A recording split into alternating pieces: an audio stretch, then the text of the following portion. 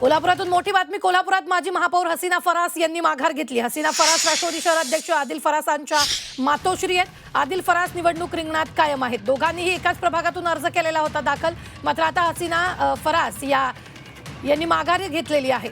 या संदर्भात ताजे अपडेट देत आहेत आपले प्रतिनिधी प्रताप नाईक। प्रताप, यावेळी कोल्हापुरात माजी महापौर हसीना फरास यांनी माघार घेतलेली आहे, मात्र तिथे राष्ट्रवादी शहराध्यक्ष आदिल फरासांच्या मातोश्री यांनी माघार घेतली असून आदिल फरास निवडणूक रिंगणात कायम आहे।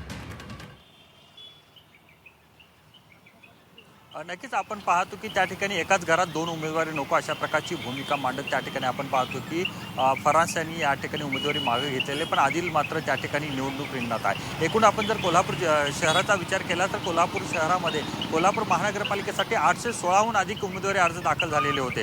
त्यापैकी आपण पाहतो की जवळपास 100 ते 150 उमेदवारी अर्ज मागे घेतल्यात अशा प्रकारची माहिती मिळते। कारण आपण पाहतो की 4 या ठिकाणी जे कार्यालय आहेत त्यातून ती आकडेवारी संकलित करण्याचं काम सुरू आहे। दुसरीकडे आपण जर इचलकरंजीचा विचार केला तर 450हून अधिक उमेदवारांनी उमेदवारी अर्ज दाखल केलेला होता। त्यापैकी जवळपास 100हून अधिक उमेदवारांनी अर्ज मागे घेतला अशा प्रकारची माहिती मिळते। नेमकी त्याचे आकडे आपल्याला काही वेळात मिळतील, पण एकूणच आपण पाहतो की महायुतीमध्ये सर्वाधिक बंडखोरी पाहायला मिळालेली होती आणि ती सर्वाधिक बंडखोरी रोखण्याचा पुरेपूर प्रयत्न या ठिकाणी महायुतीच्या नेत्यांनी केलेला आहे। आता त्यांना कितपत यश आलेलं आहे अवघ्या काही वेळेत कळेल, कारण नेमके आकडे आपण पाहिले तर उमेदवारांची संख्या जास्त असल्यामुळं 4 कार्यालयामधून ती एकत्रित करण्याला थोडासा वेळ लागतोय। पण एकूणच आपण पाहतो की महायुतीपुढची डोकेदुखी काही प्रमाणात कमी झालेली आहे, पण काही ठिकाणी आपण पाहतो की महायुतीमध्येच कुरघोडी झाल्याचं चित्र दिसून येते।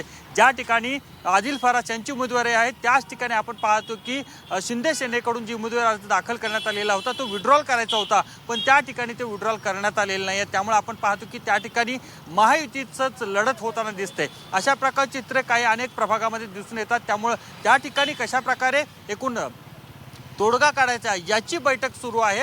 आता त्याबद्दल काय नेमकं तोडगा निघला जातो किंवा कशा प्रकारे पत्रकार बैठक घेऊन एका उमेदवाराला मतदान करू नका इथपर्यंत आवाहन करण्याचं अगदी प्रताप, धन्यवाद ताजे अपडेट देण्यासाठी। आम्ही वेळोवेळी तुमच्याकडून या संदर्भातले ताजे अपडेट घेत राहणार आहोत।